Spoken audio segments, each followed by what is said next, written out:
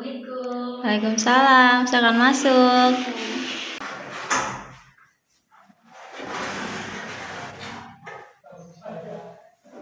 Silakan duduk. Assalamualaikum Ciasa, bagaimana kabarnya hari ini? Waalaikumsalam, baik. Alhamdulillah ya. Terima kasih sudah bersedia berada di sini untuk menceritakan permasalahan kamu hari ini. Sebelumnya, semua yang kita bicarakan hari ini akan dijaga kerahasiaannya dan tujuannya adalah untuk menyelesaikan permasalahan yang dialami dengan sesuai dan memahami kondisi yang dialami. Apakah kamu siap untuk melanjutkan sesi hari ini? Ya, saya merasa nyaman. Baik. Baik. Saya ingin mengenal lebih dalam lagi apa yang sedang kamu rasakan hari ini. Akhir-akhir ini juga apa yang membuat kamu itu ingin datang ke sini untuk melakukan sesi konseling?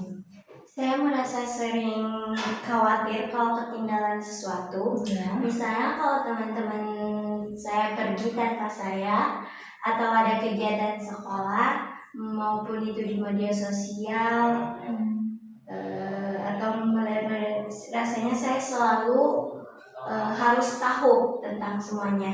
Oke, jadi kamu itu merasa harus mengikuti apa yang dilakukan oleh orang lain agar kamu merasa tidak tertinggal. Ya, Oke, perasaan itu biasanya sering muncul berapa lama atau setiap hari? setiap hari. Oke, baik. Terima kasih untuk sudah jujur hari ini menceritakannya. Saya bisa melihat bahwa hal ini tuh cukup mengganggu untuk keseharian kamu ya. Chelsea, kalau boleh tahu apa sih yang sebenarnya kamu inginkan ketika selalu berusaha untuk mengikuti semua informasi yang ada atau kegiatan teman-teman kamu? Saya merasa ingin diterima. Saya takut kalau tidak ikut nanti saya dianggap tidak penting. Oke, jadi salah satu kebutuhan yang ingin terpenuhi ya, itu kebutuhan untuk merasa diterima dan menjadi bagian dari kelompok. Iya. Oke. Nah, selain itu, apakah ada hal lain yang kamu inginkan? Saya ingin tidak ketinggalan pengalaman yang seru. Kalau lihat teman-teman jalan-jalan atau kumpul tanpa saya, rasanya saya sedih sekali. Oke, baik. Ketika melihat postingan mereka, apa sih yang muncul di pikiran kamu? Saya berpikir mereka lebih bahagia daripada saya. Saya merasa hidup saya kurang menarik. Oke. Jadi kamu ini ingin merasa bahagia, dihargai dekat dengan teman-teman ya, dan memiliki pengalaman yang dianggap menyenangkan. Iya. Oke. Menurut kamu, apakah semua keinginan itu harus dipenuhi dengan selalu mengikuti apa yang orang lain lakukan? Mungkin tidak juga, tapi saya merasa sulit mengendalikan diri. Oke, baik. Yang saya dengar sebenarnya kamu itu ingin memiliki hubungan yang baik dengan teman-teman kamu dan merasa dihargai ya. Itu adalah kebutuhan yang sangat umum dan yang sangat wajar untuk dimiliki oleh setiap orang. Oke, sekarang kita mari lihat apa yang biasanya kamu lakukan ketika perasaan tertinggalnya itu muncul. Saya langsung membuka media sosial. Oke, berapa lama biasanya kamu membuka media sosial itu? Bisa sampai berjam-jam. Apa yang dicari dari media sosial itu biasanya? Melihat story teman-teman, kegiatan sekolah, postingan orang lain. Oke, nah setelah melihat semua itu, apa sih yang biasanya kamu rasakan? Kadang senang kalau tahu informasi terbaru, tapi seringnya merasa sedih. Oke. Nah, selain buka media sosial, biasanya apalagi sih yang dilakukan oleh kamu? Saya sering memaksa diri ikut kegiatan walau sebenarnya capek atau tidak terlalu tertarik. Oke. Jadi meskipun tubuh kamu lelah, kamu tetap ikut karena takut tertinggal ya? Iya. Oke. Nah, dampaknya itu bagaimana terhadap kegiatan sehari-hari kamu? Saya jadi susah fokus belajar, sering bergadang dan tugas kadang terlambat. Oke. Apakah hubungan dengan keluarga dan teman-teman kamu itu sempat ada permasalahan? Karena orang tua saya sering menegur karena saya terlalu sering bermain ponsel. Oke, baik. Jadi saat ini perilaku yang dilakukan itu adalah sering mengecek media sosial, memaksakan diri untuk mengikuti kegiatan, sulit fokus untuk belajar dan waktu istirahatnya yang berkurang ya. Iya. Baik. Dalam konseling realitas ini, kita mencoba untuk melihat apakah perilaku yang dilakukan saat ini itu membantu mencapai tujuan atau justru menjauhkan dari tujuan yang seharusnya. Nah, bolehkah kita mengevaluasi bersama? Boleh. Baik. Tujuan kamu itu adalah merasa diterima, bahagia, dan juga memiliki hubungan yang baik dengan orang lain.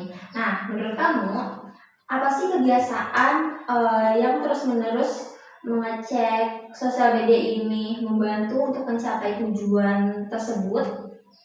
Tidak sepenuhnya. Mengapa hal itu? Karena saya malah sering membandingkan diri dengan orang lain. Oke, insecure ya. Nah, ketika kamu membandingkan diri dengan orang lain, apa sih yang terjadi dalam diri kamu? Saya tuh menjadi minder. Oke. Apakah rasa minder tersebut dapat membuat kamu tuh merasa lebih percaya diri? Tidak. Oke. Apakah kebiasaan dalam memaksa diri itu bentar. Apakah kebiasaan memaksakan diri mengikuti semua kegiatan itu membuat kamu itu merasa lebih bahagia? Tidak.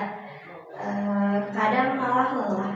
Oke, jadi apakah perilaku yang sekarang dilakukan itu efektif untuk memenuhi kebutuhan kamu? Sepertinya tidak. Jika dinilai nih dari skala 1 sampai 10, berapa sih efektifnya kebiasaan tersebut untuk membantu kamu menjadi pribadi yang lebih tenang dan juga bahagia?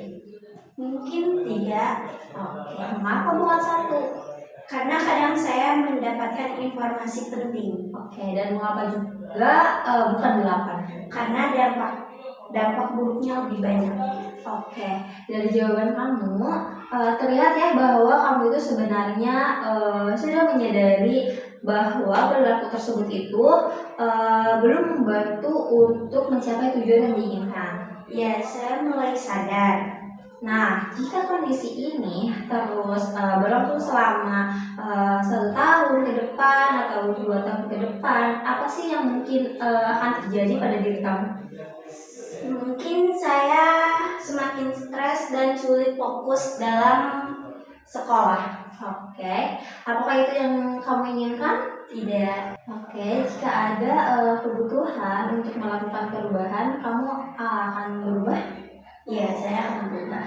Baik, nah sekarang kita masuk pada tahap membuat rencana yang realistis ya. Nah, menurut kamu perubahan kecil apa sih yang mungkin dilakukan mulai minggu ini? Mengurangi waktu bermain ponsel.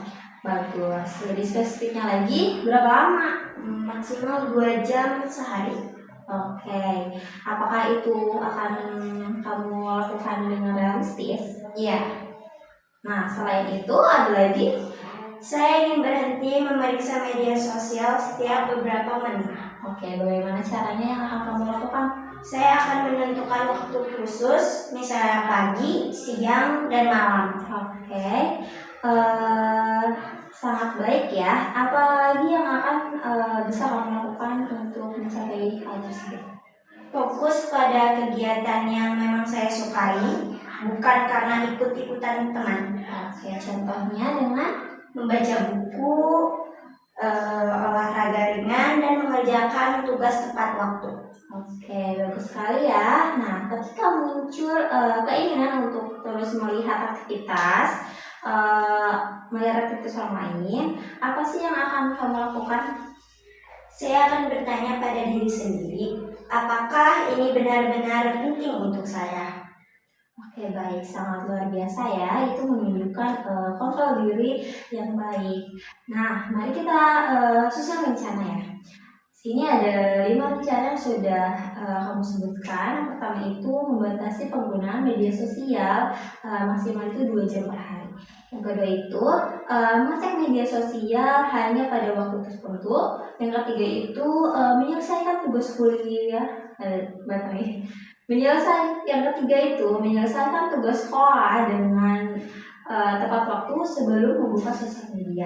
Yang keempat itu mengikuti kegiatan berdasarkan dengan minat pribadi, bukan karena ikut-ikutan orang atau tertinggal. Yang kelima itu yang terakhir melakukan refleksi setiap malam mengenai hal-hal yang sudah dicapai ya hari ini. Oke, apakah saya sanggup untuk menjalankan rencana tersebut? Insya Allah sanggup. Baik. Seberapa yakin dari skala 1 sampai 10? 8. Apa yang membuat kamu merasa yakin? Karena saya memang ingin berubah. Oke, bagus. Motivasi dari diri sendiri itu merupakan modal yang sangat penting ya. Nah, jadi hari ini kita menemukan bahwa kebutuhan utama kamu adalah ingin diterima, merasa berharga, dan memiliki hubungan yang baik dengan orang lain. Namun, cara yang selama ini dilakukan ternyata belum membantu untuk memenuhi kebutuhan tersebut.